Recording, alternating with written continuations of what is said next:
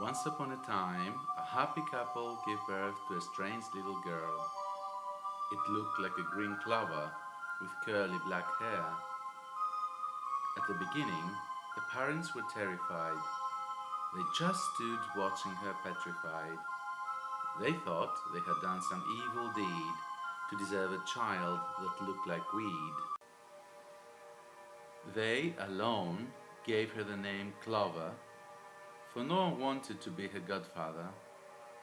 The passers-by kept staring indifferently as her parents rolled the stroller timidly. They thought of the parents in really dark thoughts and kept on walking, proud of their sprouts. But as they say, time really flies, and little Clover started to thrive. Her skin was soft and her green color bright. Her hair was bunchy and frizzy inside. Her parents gradually started to like her. After all, she was a daughter and she was so lovely.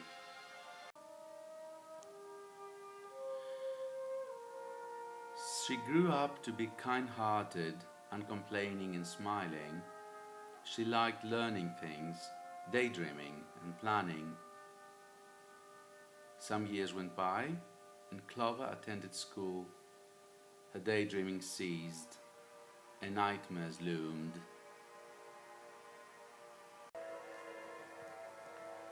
She dreamt of a pack yelling at her, calling her names and threatening her.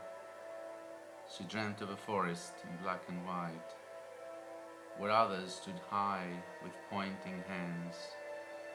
She dreamt of a lake in the morning fog. She stood on a pier. Her parents did not. The mob started coming, filling the place. They all had a look of disgust on their face. Clover started shouting aloud for her parents. She cried for help in fear of the others.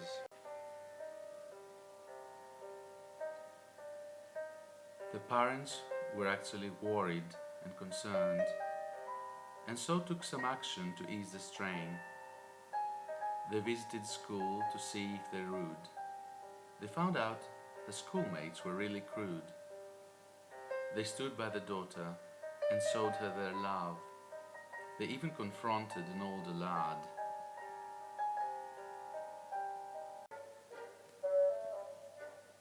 Color returned to the Clover's dreams, and father was a hero with goggles and fins. They swam in a lake she previously sat, her green skin shining under the bright light. Then she glimpsed of a figure standing about the lake, wearing a green cloak, with a smile that did not fade. She was sure he was St. Patrick, bringing courage to her. After all, she was his symbol that lived on the earth. As years went by, Clover proved lucky. She became happy and she was so lovely. She met a young man that fell for her. They decided to start a family together, and then they had 3 daughters who were all the same.